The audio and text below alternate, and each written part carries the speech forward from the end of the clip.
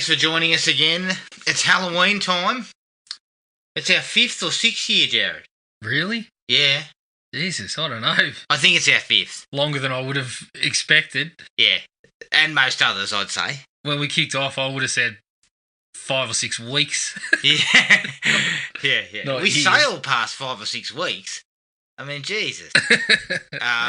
This is our 5th or 6th time we've done an on Halloween episode, and tonight's it's gonna be an interesting discussion, Jared. It's Rob Zombie's Halloween 2 from 2009. I mean, there's a debate over who's to blame, really, because you brought the disc along. There is a story behind think- this. Yeah, We went to the coast. We were going to do Halloween 4 as promised. We did Halloween 4. We took a Chromecast with us so we could watch other more acceptable titles. The Chromecast didn't work, and the only other thing we had left was Halloween. Your fault. Your fault there. Not you should have my tested fault. it before you came along. It is your fault. I mean, if you leave that in my hands, it's working when we get there. Oh, bullshit. Yeah, Guaranteed. So basically Guaranteed. we had nothing else. So we watched Halloween 2. I think it was. I've developed a theory since. I think it was pre-planned. It's a stitch up, The you think? Chromecast was fucking no chance, and then you've just quietly mentioned, oh well, I brought Halloween 2 as well. Well, I bought Halloween 2 with all because it had the extras disc for the Halloween. Yeah, so box. you say. Yeah, and I was So saying, you the say. Chromecast doesn't work. You think that's how it went down, do you? I think that's how it went down. Well, we've watched it. It was a classic stitch up. Yeah, we've watched it, so we're going to skip through everything else and go straight to the meat. Here's the trailer for 2009's Halloween 2. You've witnessed the birth of evil. Are you a giant? Now, the secret behind his madness will finally be revealed.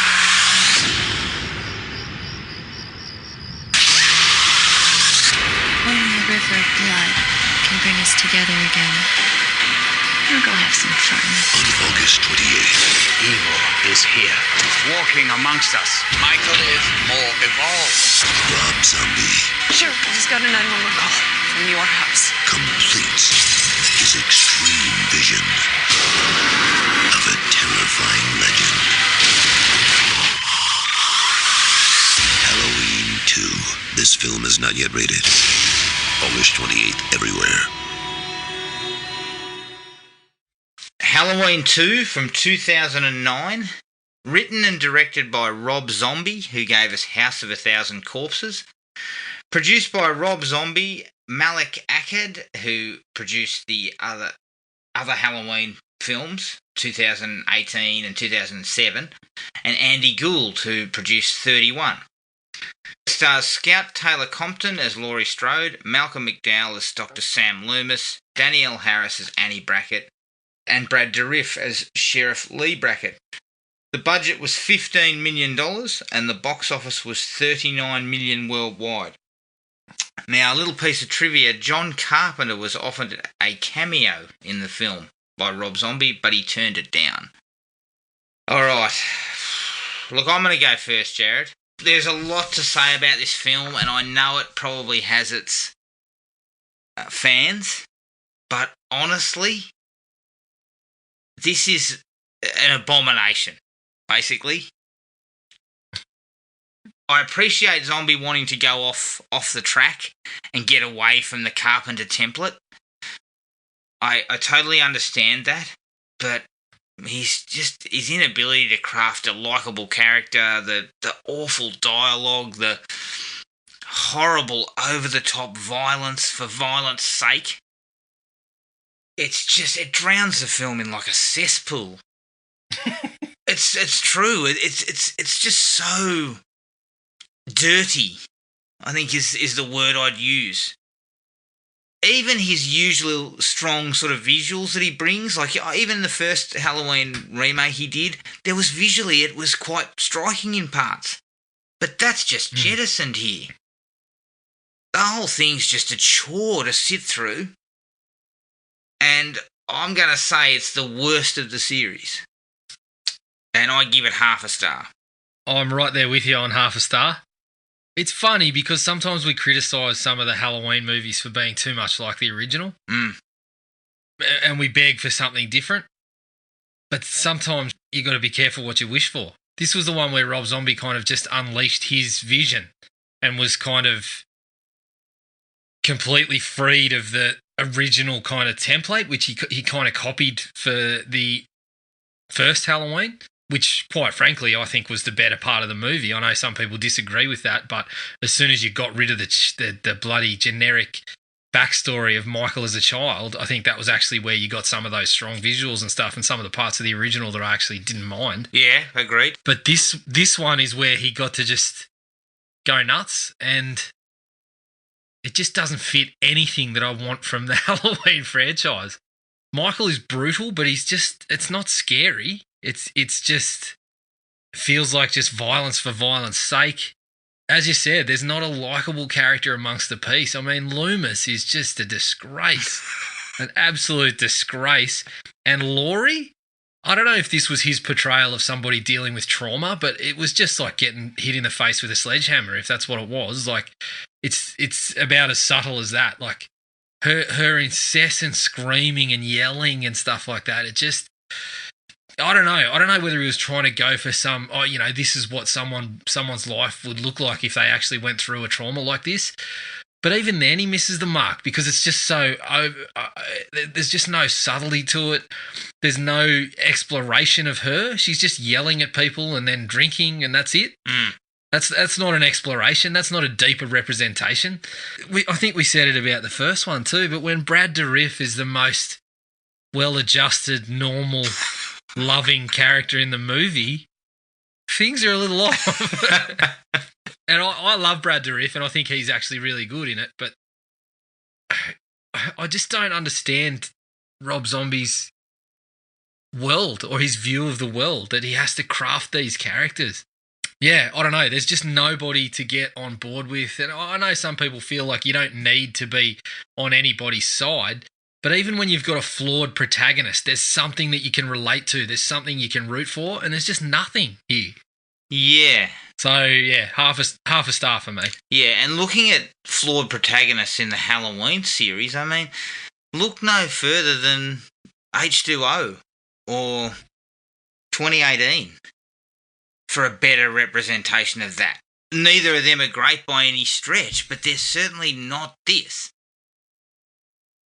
I mean, This is going to be hard. I've actually got some likes, which surprised me because I got a handful. I was initially thinking there is no. I remember watching it the first time and just being, this is fucking a disaster.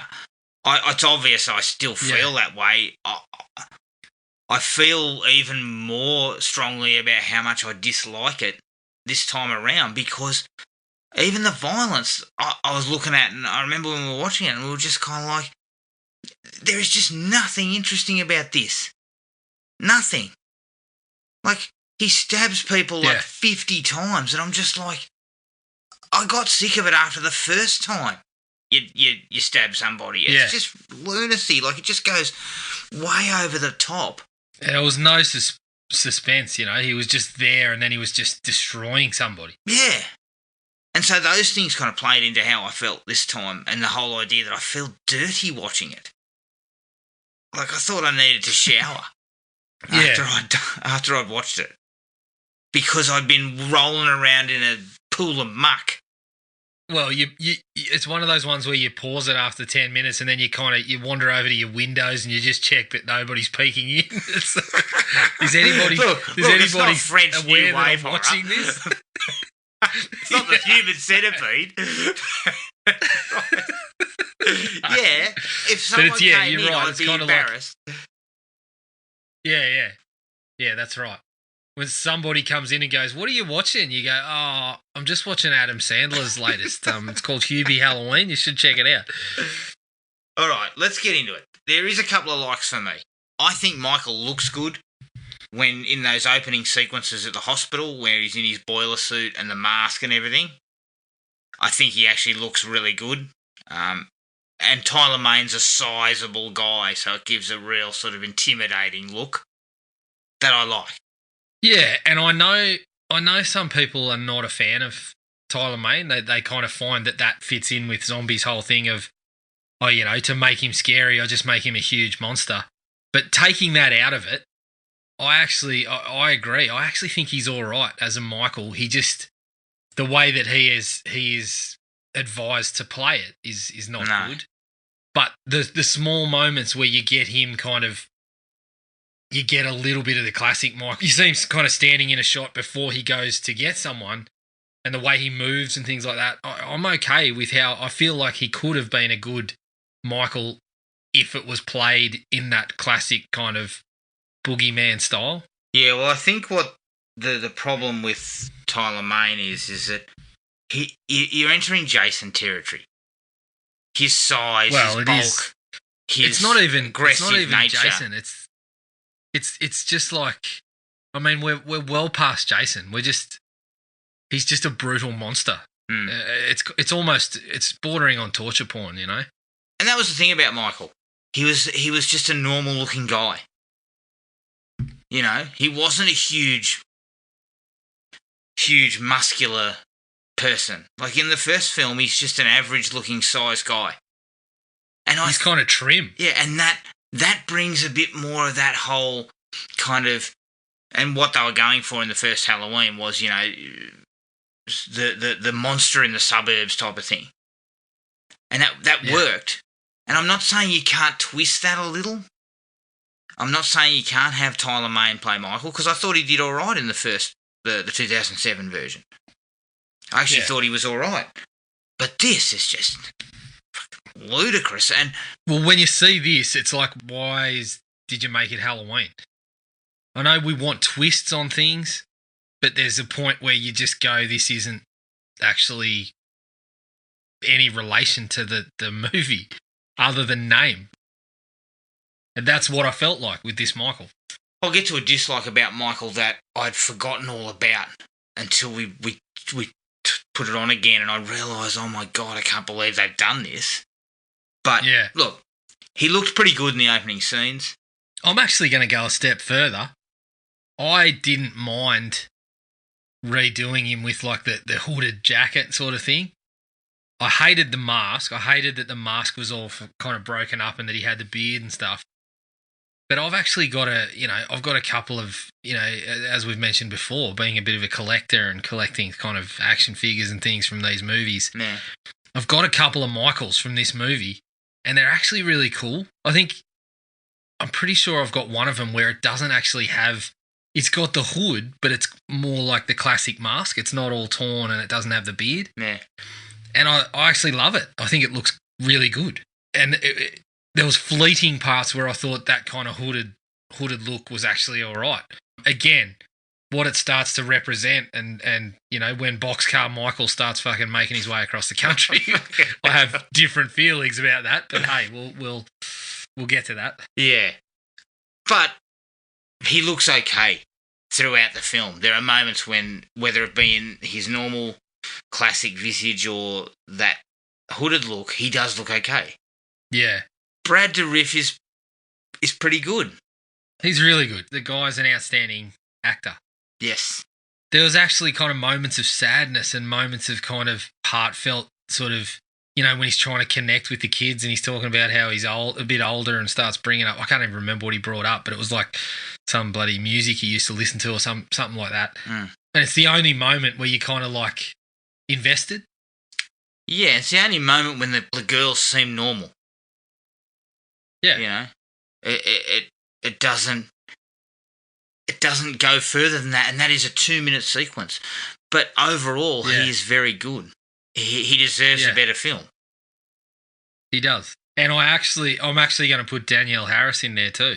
Yeah, look, Danielle Harris because was all right. she was toned down from the last film.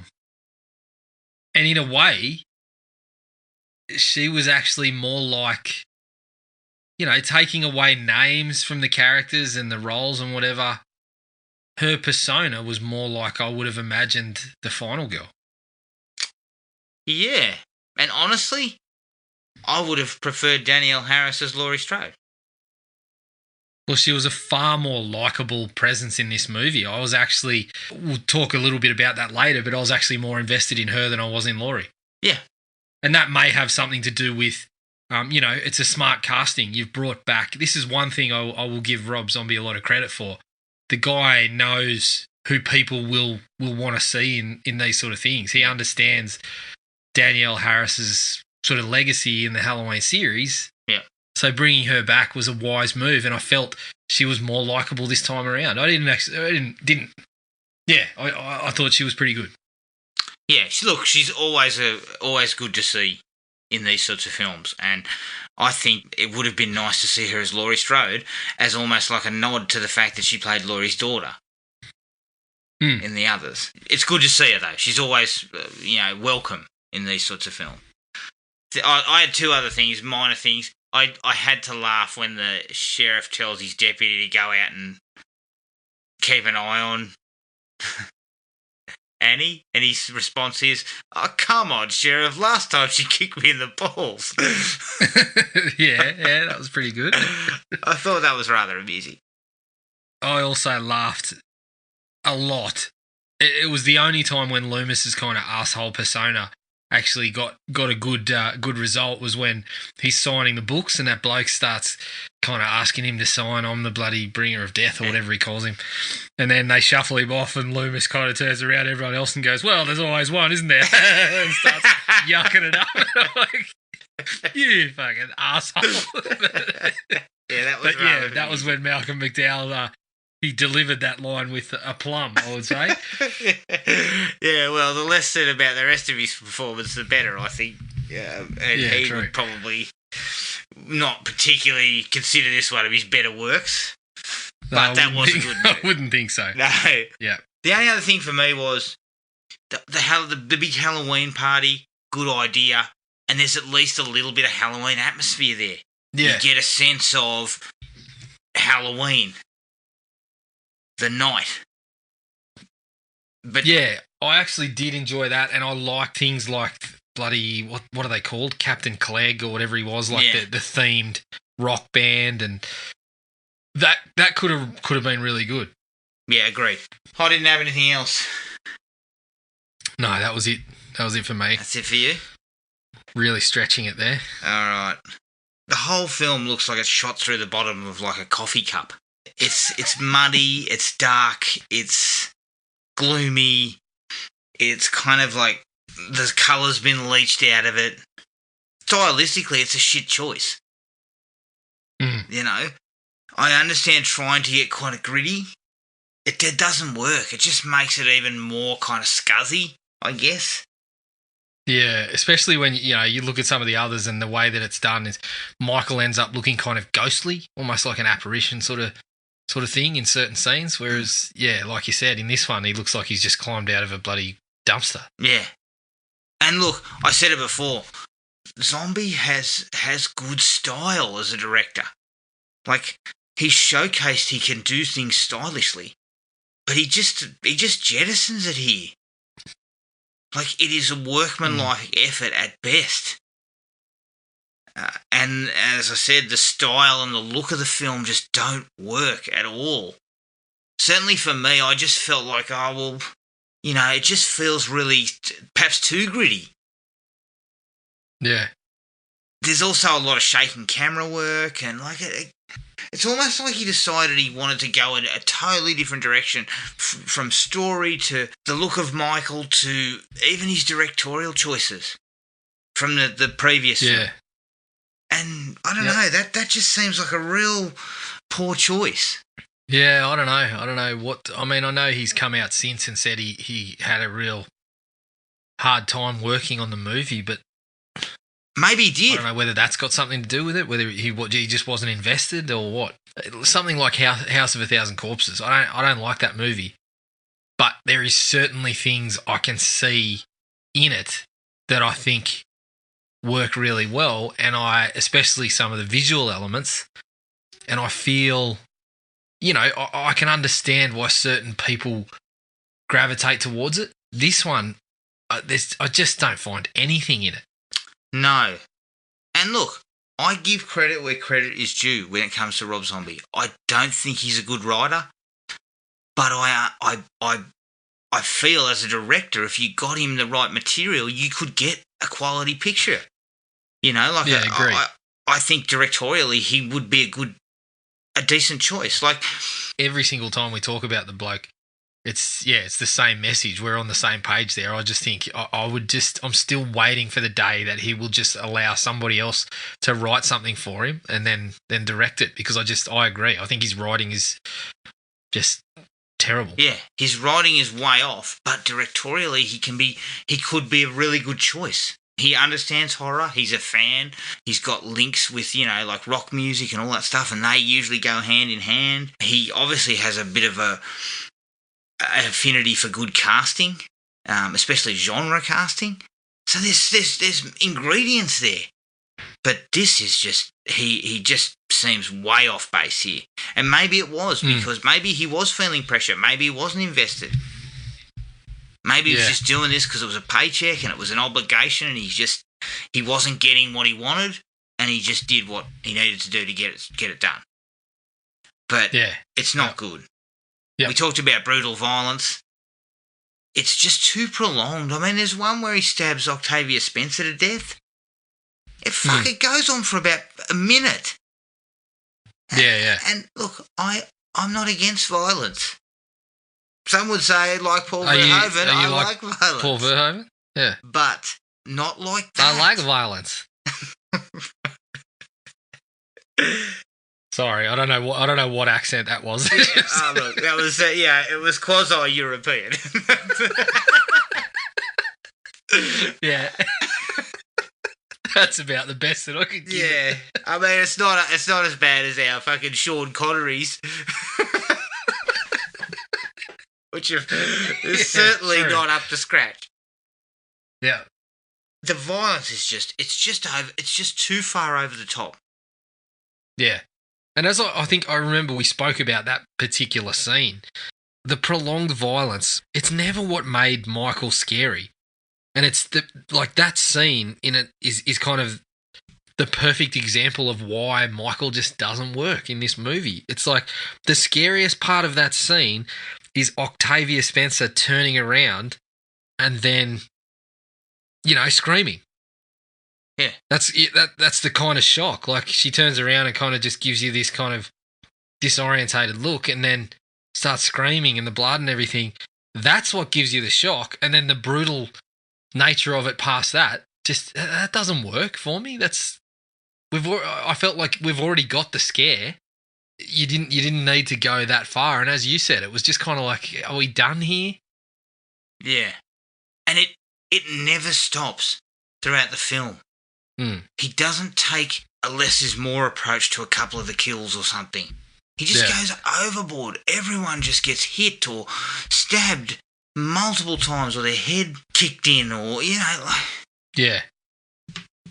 Why? Why does it have to be so brutal? Like, what are you trying to ascertain from this? You're not trying... If you're telling me it's scary, you're wrong, because it's not. Are you doing it to shock us? It's not shocking enough. So it's not three people stitched together ass to mouth. That's shocking. Yeah. I don't know if we wanted to go that far. I'm not saying we want him to go that far, but I'm talking about shock value. Yeah. Right? I get what you're saying. So it's not working if you're trying to scare us. Yep. With it. If you want the shock value, it's not shocking enough, I guess. So what is it? Like, where does it sit? I can't tell you, to be honest. I'll tell you where it doesn't sit, on a list of my recommended films. Yeah, same with me. You talked about PTSD, the idea of PTSD and sort of exploring Laurie, which, you know what, I could have got on board that. Yeah. If it was done with some nuance and some character. Yep. I could have got behind it. Again, I'm not knocking him wanting to go kind of left of field. Because we, as you said, we've talked about this before, you know, in a franchise that's 10 movies deep, sometimes you think to yourself, Jesus, you're just doing the same thing, right? There's two ways of doing it. You can do it the same sort of thing, but do it well. So 2018 Halloween comes to mind for me. Yeah. It's not breaking any new ground, but it does it well. I had a lot more time for that than I do for this. Yeah. Or you go off the reservation, but you do that, you do something interesting with it. And because this is so badly written, Laurie, as you said, just comes across as a screaming pain in the ass. Yeah. You know, like all she does is scream and yell. Yeah, I don't feel there's any exploration in that, in what we got. I didn't feel that was exploring her character at all. Exploring the PTSD or delving into it at all. Exactly. I mean, forget Ted Hollister. Laurie Strode's the biggest arsehole it had. That's right. And I mean, Ted Hollister was dealt with quickly. We didn't have to listen to him. Yeah, he was put out of his misery. Like gunfire. He didn't even get a chance to say hello before he was fucking gunned down unceremoniously. I'm just sleeping here. That's all he wanted to say. Yeah, stop making all that bloody noise, would you? I don't know why they had to be so painful to watch. Like there just wasn't any single moment that I could point out in the movie where I felt like I'm getting a look into what is twisting Laurie up about all this. Like what she's nothing where you could look at it and say I'm feeling for her or I can understand why she's doing that. So that's why I feel like it just wasn't explored. It was just her yelling at people. And I can understand that, yes, she would be in that state. She would have, if she had some leftover issues, you might have these kind of, these instances where you're struggling with it.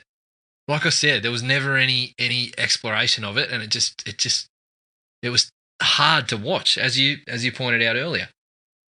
But Jared, for me, the best protagonists in these films are the tough ones. Are the ones that go toe to toe. You know, like Ginny in Friday 2 or Laurie Strode, or the ones that take them on. Laurie Strode in this does fucking nothing. Well, this is the thing. Zero. Like, I guess.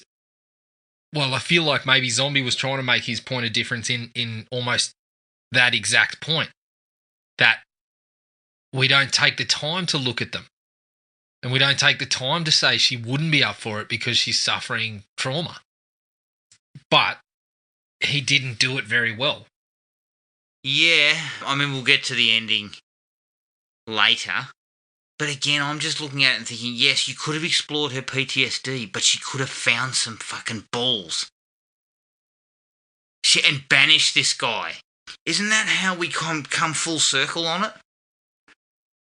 Well, even then, like I feel like in 2018, it was similar in that she was obviously suffering the effects, but she didn't banish him. You know, she dealt with him, but the problem's not gone and her issues aren't gone from it. No. So I feel almost like Zombie was trying to go a similar direction, but I couldn't say. But it was ham-fisted. Yeah, I couldn't say for sure because I don't know what was going on. I mean, that sequence where she's in the psychologist's office basically begging for drugs and fucking screaming like the queen of the harpies, I was like, this scene could have been cut entirely. Yeah. It is an absolute waste of celluloid. But isn't that also just a not representing something like that is one thing, but aren't you doing as big a disservice by representing trauma like, oh, she's had some trauma, she just wants a handful of drugs and a bottle of piss? She screams, drinks, says fuck about 55 million times. Yeah, which makes her indiscernible from anybody else in a Rob Zombie movie. Exactly. So I don't really know what he was. I think you might be correct. He was trying to place it similarly to what they did in 2018, which was Laurie had major problems and they would not go away. But I guess what I mean is she faces Michael at the end. Yeah. And they have it out. And I just felt that this ends on such a whimper with nothing happening. Yeah. And nobody to root for. So who are we rooting for? Are we rooting for Michael? Because once he stabs the fifth person about 500 times, I've given up on him. In some ways, I feel like yes, because of the bloody knight in white satin business. And The white horses. Oh, can we just get onto that for a minute? Like, can we not? Shit. I mean, that reminds me of the worst parts of the original. Like, all you're doing, you're bringing up, and he did it in the intro too. The intro reminds us of all the young Michael storyline, and I just felt like you could have not showed that, and you would have kind of divorced us from what I felt was just so bad about the first one. Like that, you had to tell us that the boogeyman had a rough childhood, and so when we start getting the bloody horses and shit, and this connection to Michael's bloody seemingly kind of attraction to his mother and all this sort of stuff, I was just like, no, just leave that behind, because I didn't want any of that. Because doesn't someone make a comment about that? Doesn't Loomis make a comment about, that he loves his mother or, something of that nature? And I'd forgotten all about that. And I've tried to scrub it from memory, but it was certainly made pretty clear at some point. I think she even says it at some point, doesn't she? In her spectral visions, maybe appearances. Jesus Christ! And this is the thing, like when he has to bring his wife back into a role in the movie. He'd already killed her off in the first one. It just feels like she's got to be in every one of his movies. I don't know. Again, it just felt like a half-baked idea. Oh, where am I going to put her? I'll make some visions of her. Put her in as a cameo. Yeah. Like, if you need her in there, just put her in as a cameo in another role or just that bit at the start. Mm. Look what you did with the bloke that played the security guard. You had him dressed up as one of those cronies at the Halloween party. You could have done that with her too. Just all in the face paint and everything. The problem with all that White Horse stuff was it was just too far out of the Halloween universe. Well, of all the ideas I've felt like would be pretty cool to explore, I've never felt like, let's go into Michael's head and really unpack what's going on in there. I think that's kind of completely the opposite direction of what the whole character, what made it successful, was that we didn't. I mean, we've said it so many times and so many people have said it, but we didn't know. And that's why it was scary, because essentially he had become, like you said, he was a representation of this danger in the suburbs. He was a boogeyman. He wasn't. So when we start going into all the bloody, I mean, even the Man in Black and the Curse of Thorn, they kind of tried to explain why he was doing what he was doing, but even they weren't silly enough to go into his head and start unpacking, what's happening inside there and what he's thinking. Honestly, the Curse of Thorn and the Man in Black looks reasonably lucid in comparison to this stuff. Yeah. I mean, this stuff was just way off the reservation. Mm. I kind of get what he was trying to do, but it's just so poorly kind of realised that you can't get on board with it. Well, can you enlighten me? Because I don't get that. Well, I guess, again, we were trying to... They pointed it out several times in the film, and, the connection to his mother and young him, and he kept sort of seeing himself with, the older Michael standing with young Michael and everything like that. Mm. Okay, but I guess the way it was represented and the number of times it was on screen, I mean, my God, like we didn't need it coming up every 5 minutes. Oh, dear. And it gets to the most ludicrous point near the end, which I'll get to, involving Laurie, which I couldn't stop laughing. Yeah. Okay, let's get into a bit further in. The acting, we talked about Danielle Harris and Brad Dourif being solid performers. The rest of them are god-awful. I think is a pretty fair assessment. He's got some good actors, but they're just made to play such scummy, insignificant sort of roles that you can't really give anyone points for it. Yeah, but then again, let's look at two mains. I mean, Scout Taylor Compton is just terrible. Yeah, but this is where... Is that her fault?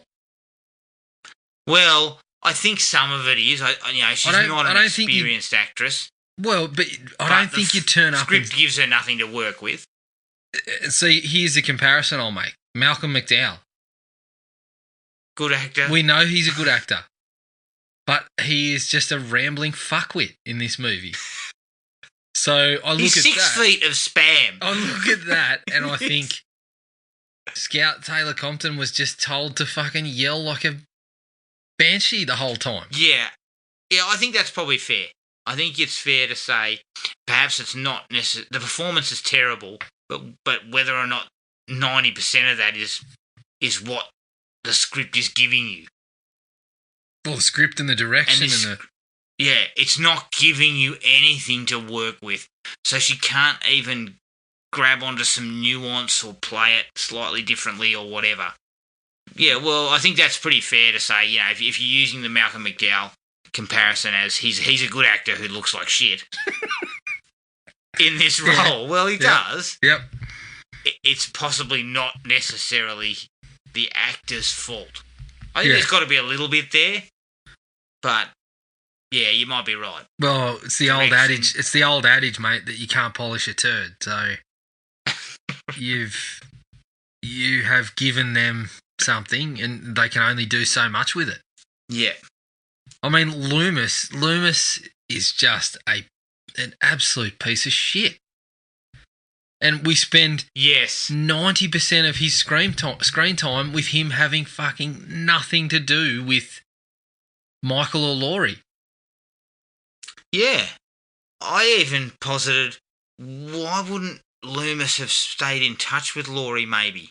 And then that's where a connection could have been. Well, the whole time in the movie, he's on a press tour and he's fucking blowing up Deluxe whenever anyone has the hide to say you're a piece of shit.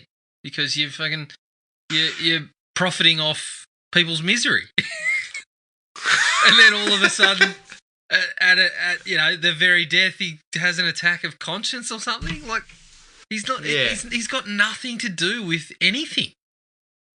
Well, speaking of profiting off misery, Miramax and Co profited off my misery with this shit. I mean, they still made 39 million worldwide. Yeah, well, they profited off your misery in the theatres, and then you in a fucking haze of misery purchased the box set as well. So they've profited off you a couple of times for that. Yeah. They saw me coming. I must say, even after having seen the film, I grabbed a bloody 3-disc edition of the first Rob Zombie Halloween, so I should be fucking ashamed of myself as well. I'm going to get to one particular sequence, and look, we're kind of backtracking a little bit, so we're jumping around a little bit. Bounce around at will. Yeah. I never, ever want to see that sequence involving those two coroners ever again. No. I think that is one of the worst sequences I've ever seen in any horror film. It's poorly written. Everything about it is just sick. The whole thing is just a fucking disgrace and should have just been removed. Yeah. From these two scumbags talking about wanting to have sex with a corpse to hitting a cow to stop the van. I forgot about that for a brief second. Is this what we're really doing? I mean, again, was this a meant to be a dream? Because doesn't then Michael attack her at the hospital after that? No, I'm pretty sure that part wasn't meant to be a dream. I wish it was a dream. For me, personally, that I'd never seen. And again, it's two solid actors. Yeah. Decent actors. I mean, like I've watched Deadwood, and the one bloke there that played Charlie Utter in Deadwood, he was such a, like, his character in Deadwood had so much heart, and he was kind of, you were always on his side. And to see him sitting there in this fucking conversation about this corpse and what Richard Brake's character is discussing is just, it's fucking embarrassing. Honestly, if I had signed up for this role, I would have just said to Rob Zombie, like, why? Tell me why before I actually go and do this on camera. Give me a good reason why this is in the movie. Because I can't see it. Maybe I'm missing something. You need to explain it to me because I can't go and fucking carry on with this bullshit. And then, to top all that off, after having a conversation about wanting to sleep with a corpse, hitting a cow, and then to have the coroner who talks mostly about wanting to have sex with a corpse lay there in the front of the car and just scream, fuck, fuck, fuck, fuck, fuck, as Michael comes out and saws his head off. Again, it was just another thing where I was just thinking, when is this going to be over? Now, I'm a little bit hazy on this. I know we only watched it a couple of weeks ago, but as I said, I've tried to scrub it from my memory. I've tried to give my brain a fucking shower after watching this film. But I recall that we had a discussion about, when we watched it, I felt like there was something in that scene that was a pretty clear message from Zombie about his vegan lifestyle. Yeah. I can't recall exactly what it was, but I just remember something about the cow and what goes on afterwards, where I was just like, oh, well, he's kind of trying to parallel the whole meat thing, like giving one of his own personal messages in the movie. I can't remember exactly what it was. I don't remember what we discussed on that. I mean, all I know is they hit a fucking cow. Well, the avenue for doing it didn't succeed in getting to me and making me reappraise my views. Put it that way. Yeah. But overall, that sequence has no bearing on anything other than Michael's escape. Yep. And why is it always a van carting this guy off? Yeah. Unshackled. Again, we said it when we were watching Halloween 4. At the minimum, put him in the genital cuff. Yeah. Do something. Try something. Make him work. Yeah. Make him work. I mean, put him in a fucking steel box or something. We'll try something a little different. Put him on a train in a heavily armoured car.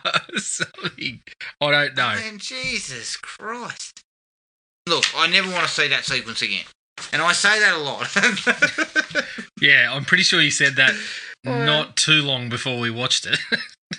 I did, and it seems there's a fair bit of deja vu. Most episodes I'm saying, I don't ever want to watch this movie ever again. Yeah. Hobo Michael. The adventures of Michael and Otis. The bloke seems to be wandering the plains. Yeah. You once said to me, you don't need to see the Punisher making Rent. Well, subsequently, I do not need to see Michael Myers walk across the state. I mean, especially the look of him too. If he'd have broken into a trot, you'd have sworn it was Forrest Gump all over again. And I was running. It felt like he was doing that for quite a while too. And the thing about it too is they keep showing his face in full. And this was the thing that I had forgotten all about. I thought the hood, they kept shooting him from a distance, or the hood was covering his face and everything. But there are numerous scenes where he's just standing there with his big bearded head hanging out. And I'm like, bravo, Yeah. great way to take away the mystery of the guy. Much like we don't need to see the Punisher making rent, we don't need to see the boogeyman oiling his fucking beard. We don't need to see that either. Like, there's just things that we don't need to see. Exactly. And watching Michael walk across the county line. But the other thing that gets me about this too is, like, you look at the station wagon in the original. You look at the little part in Halloween 4 where the ambulance kind of shows up. Yeah. Why are you looking at that and going, nah, that didn't work. We'll do something different. Yeah. We'll show Michael on foot the whole time, and we'll just keep cutting back to him fucking wandering through fields.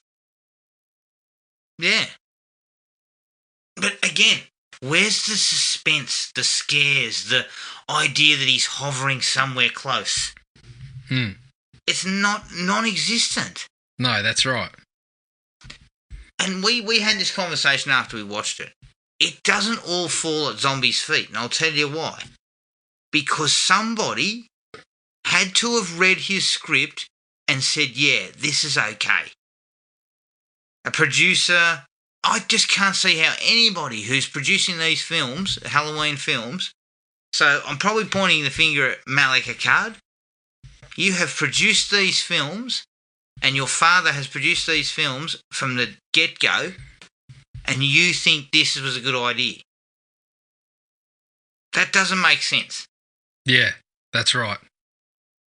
I mean, I get the feeling it was kind of like it was about dollars and cents, because they were saying, well, the first one was very successful. Yeah, so we'll just let you go with yeah, your ideas you on know, this. and look, you know, the man was 1 for 1 on Halloween Pictures, so they're probably saying, okay, it seems that people like Rob Zombie's style and where he wants to go. Let's just let him go. Yeah. I mean, you know, you need to rein that in. If you're a producer of any worth their salt, you are reining that kind of garbage that we saw in the first few minutes from the two coroners. You are having that cut out. Well, yeah. Yeah, I don't know. And this is why I can't see. Again, Rob Zombie talks about how he had a hard time in this one, and I probably need to go back and revisit why exactly he feels that way. But it seems like you got what you wanted. I don't imagine that stuff was in the script notes. yeah, well, That comes from Rob Zombie. I mean, I looking would at like to everything hear- else he's ever done, that dialogue comes from Rob Zombie. We know that. I'd like to dig a bit deeper and just get a sense of what he meant. Yeah. Was it studio interference? Was he being pressed to put this out? Was he being hassled? You know, had he lost interest in it, but he was forced to make the second film? If you know what I mean. I feel like it was he more contractually? I feel like it was more that, like a contractual obligation, because I can't see anywhere in this movie that doesn't have Rob Zombie's stamp all over it. Yeah. Yeah, great. And whether he's contractually obliged and he didn't really want to do it, and he just kind of poops this out to get it done. Yeah. Do you know what I mean? Yeah, but poop out a generic slasher film. Yeah. Don't crap this out. I mean, this is diarrhea.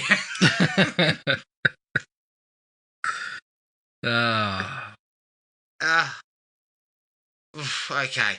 The sequence where, see, Michael walking across the country also doesn't really fit in for victims, if you know what I mean. Yeah. So we have that ridiculous sequence where he runs into those 3 people and he's on their land, Yeah. where he kills the 3 of them, and then they have him kill the dog, and it's just like, it's just done with no subtlety. I'm not against, like, the idea of Michael killing an animal, a dog. It does actually have a bit of weight. Yeah, it's been done a few times now. And it's been done when they do it with a bit of subtlety. Yeah. Even Halloween 4 did it with a bit more subtlety. Yeah. I mean, I love the way they did it in the first film, because it was just fleetingly glimpsed that he silenced the dog Mm-hmm. by killing it. Yeah. But we didn't see it. This decides to let the dog out. We see a little bit of subtlety, and then next thing you know, we're back at his shack, carving the dog up and eating its heart. And I mean, what the fuck are we doing? I must say, when I kept seeing Michael's walking through the fields too, I half expected him to score it with a bit of "I've been everywhere, man," fucking strutting through all those fields. Like, we saw him walking a fair distance. I mean, surely he's got a cramp somewhere along the way. Yeah, or he's got to change his shoes or something. He's got. Or he's chafing. Yeah. He would have been chafing big time. Yeah, Michael dealing with jock itch, probably. He's got something going on there. I mean, we came close to getting that. He Yeah, showed us everything else. yeah, that's right. Oh, God. I mean, there's so many things I can talk about here.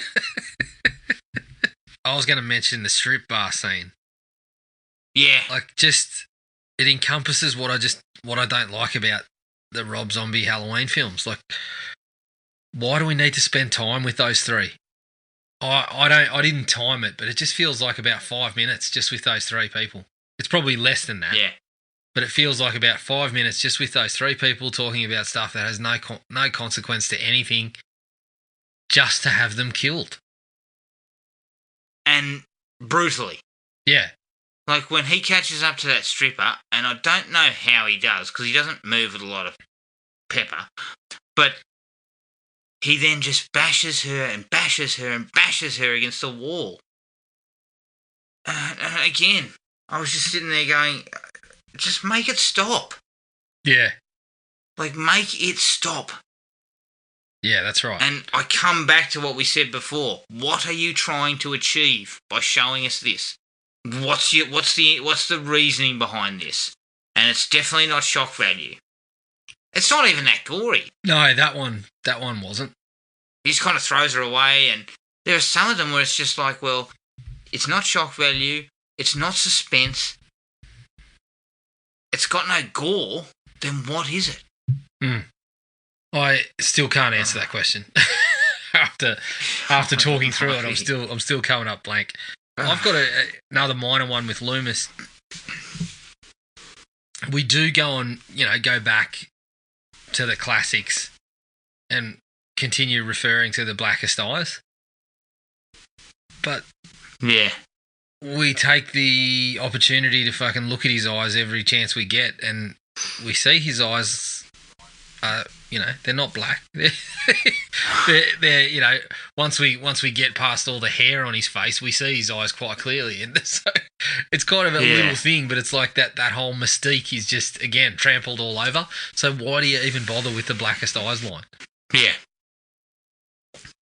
I mean, see, Zombie, he kind of spoiled the mystique in the 2007 one, but sort of partially recovered by getting that second half being like the original film, right? Yeah. So it kind of not fully recovers, but it kind of, we forget about his childhood and we get down to Michael doing his thing. Yeah. In the street. This, I mean, we're one step away from seeing him on the toilet. Like, all the barriers are kind of knocked down. We see him wandering around, and, he hasn't shaved and he looks like a hobo, and, like, we kind of see him on the road again. Like, that kind of thing. But yeah. That's right. You've just ruined the mystique. Yeah, completely. And I'm assuming Zombie's trying to ruin the mystique. But this is the thing, and I said it about the first one too. He made this whole song and dance about, his new vision, and it was separating itself from the original, but then you can't do that completely. Again, it's inviting the comparison. It's continuing to talk about the same things that Loomis talked about in the original, but then showing none of it with Michael. That's why it's kind of a small thing to mention that Blackest Eyes thing, but it happens with the whole character, essentially. Yeah. I'll tell you why I feel for poor old Danielle Harris, is to have to go through the indignity of being found in the nude, covered in blood, again. Yeah, we do it to her again. Yeah. Even though she's one of the few people in the film that you kind of like, I can get behind that. And then they try and kind of add some weight to her death. And they almost get away with it, Jared, because Brad Dourif's a really good actor. Yes. He kind of drags you in there for a second. That was one of the few relationships you actually gave a shit about. But then they throw in some cheap gimmicks of video footage of a young Danielle Harris. And I was just like, well, you know, you almost had me there, Rob, and then you throw in a bit of that cheap shit and I'm back out of it. Yeah. I mean, he was desperately trying to give it weight, but there isn't any when he does things like that. That's right. And I feel the other thing too is like, it came not too far after Laurie had just fucking hurled abuse at Annie and started carrying on in another one of her meltdowns. And we got, again, one of the few moments where this whole PTSD and this trauma thing could have worked, because Annie had been through it too, and she fucking bites back and sort of kind of says, you know, you're not the only one. Yeah. And so then I feel like we could have had I don't know, it felt like Annie almost, this is why I said Annie felt like she almost had more weight than Laurie. You kind of sympathise with her and say, look, she's trying to fucking deal with her own shit, but Laurie is in such a state that she's trying her best to work through that as well. But then, yeah, you know, you go and continue it on. You have to do that to one of the kind of the beloved actors in the series. Like, you know, yeah. Thanks again, Rob. Yeah, it just feels like she just had to be treated like shit again. Yeah, and like you said, it was the one time it felt like we might have had some weight, but it just dropped it completely. And looking back, it's almost because you didn't give it to me anywhere else. So I finished the movie going, well, why the fuck did we have to lose Annie too? Because nothing else worked out. Yeah. And again, I think it comes back to his nihilistic vision for this. Yeah. That everything sucks. Yeah. The world is a shit place. And he's not necessarily completely wrong, but there are kind of some good things as well. But there are levels, mate. Yeah, that's right. Are they all scum? Obviously. That's what I get from this. Yeah. Is that everyone in the surrounding township is a scumbag. Yeah. Well. And Michael's just killing them because they deserve it or something. Yeah. And it probably comes from seeing his other movies as well. It's just you just can't separate any of these characters. I mean, you've got a fucking psychologist who is supposedly dealing with mental illness and trying to help people through this, who comes across as the biggest asshole in the movie, which I think says a lot about his view of the world. Yeah. People don't always do that shit just for the money, Rob. But he wasn't like that at all in the first film. No. So he was kind of more pitched in the vein of Donald Pleasance's Sam Loomis. Yeah, but we couldn't stick with that. And also mixed with a little bit of Robert Plant when he had that ridiculous fucking hairdo at the start. God, we could go on for hours about how nasty some of these characters are, but I mean, there was one particular sequence I just wanted to point out, that when she finds out that she's Michael's sister, she's just sitting in the car screaming and swearing and punching things, and I'm just like, oh my God, you know. Yeah, you know the what? revelation is just so late in the piece too. But this is the thing. The groundwork hasn't been laid. There hasn't been any sort of. You can't see Laurie doing any fucking soul searching or healing prior to that. The outburst might have worked. The reaction to that news might have worked if there was some sort of fucking, as you said, levels or layers to her dealing with it. But it's on that level the whole fucking time. Yeah.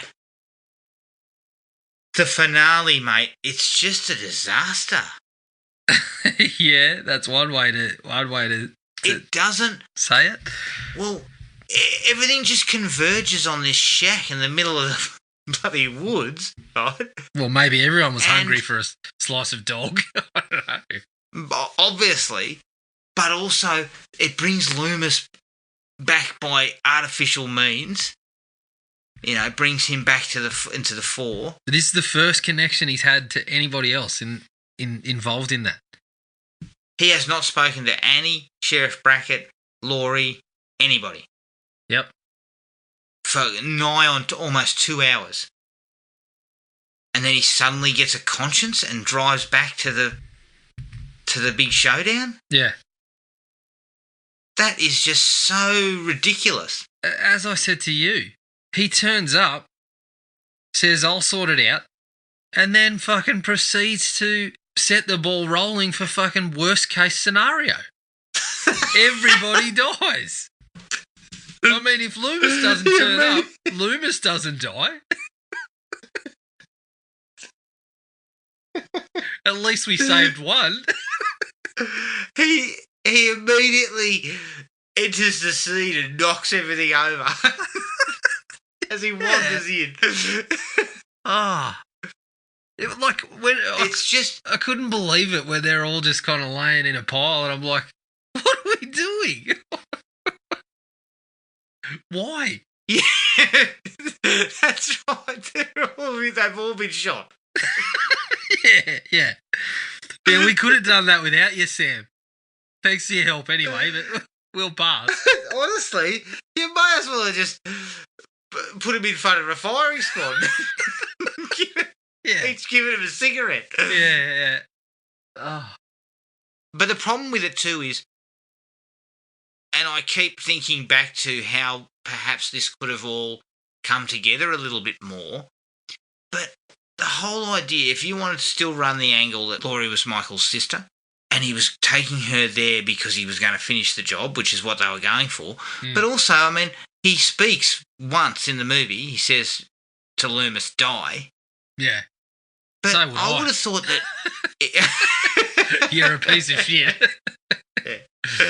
Yeah, basically, yes. But I also thought maybe with him speaking, he may have said something to Laurie. Yeah. Because of the whole thing that they set up in the first movie about... Like him when Laurie calling her turns up, he Boo. might start saying, nights in white satin, or some shit like that, and fucking enact her visions or something. I don't know. And also the finale's got that ridiculous sequence where Loomis walks into the... Well, doesn't walk, he kind of bumbles into the shack. And Laurie's on the ground, and she's supposedly being held down by Michael's mum and young Michael. Yeah. And then it cuts away from the vision, and she's just writhing around the ground. Yeah. Yes. I was just like, oh man, we've jumped the shark big time here. Yep. Yeah, again. It was just so funny. Like Again, I got looks like she's being held by imaginary hands. I got a semblance of what he was going for, especially tying in with the kind of little the ending we got of her in the sort of ward or whatever she was in. That, you know, his kind of demons were being sort of passed on to her. But as you said, it was fits of laughter when that came along. Yeah. And then, of course, we get And Loomis look- bumbling in, go, you know, I'll save the day. And oh, shit. Everything just falls in a heap. Yeah, he says to Brackett, listen, I can handle this. What we'll end up doing is we'll all be in one pile. Yeah. When this is all over. I'll handle it. Look, shoot me, shoot him, and then, you know, if you've got an itchy trigger finger, you may as well shoot her too. That'll sort it out. And look, my final dislike is, and you mentioned it before with her sort of in in a mental hospital at the end. But I find it so hard to stomach that one of the best protagonists in horror or slasher cinema, which is Laurie Strode, ends the film sitting in a mental hospital watching as a white horse is brought down towards her. I mean, that is just the indignity of having done that to that character. Yeah. And I mean, she'd been pretty poorly handled in a similar circumstance in Halloween Resurrection already, but I think I'd prefer that than this. Yeah. Because this is really a difficult way to finish that character.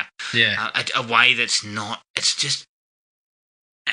And I know, I said this before, and I know that, I agree with you. Zombie was trying to go, zig instead of zag on these characters. But the fact that Laurie Strode does nothing to take on her attacker, does nothing to showcase herself as the protagonist of this film. It's just, it's shockingly, it's a poor choice. Because we all, as horror fans, we all know Laurie Strode as this tough character. And you just shit that away. Yeah, see, movies. Look, I didn't necessarily have a problem with the word tough, for example. I didn't necessarily have a problem with trying to go away from that a little bit, like that she's reluctant about it all.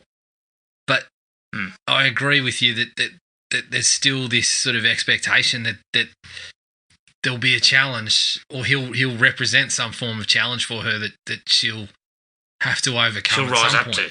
Yeah. Agreed that they could veer away from it, but they don't even bring it back. Yeah. The only thing he was going to challenge at the end of the film was a fucking beard trimmer, I think. Yeah. He needed to get down to fucking Tommy Guns. yeah, that's right. But get chopped up, mate. But the fact is, she does nothing to help herself in the finale. She is just a spectator. A spectator is writhing around on the ground, but she's still just a spectator.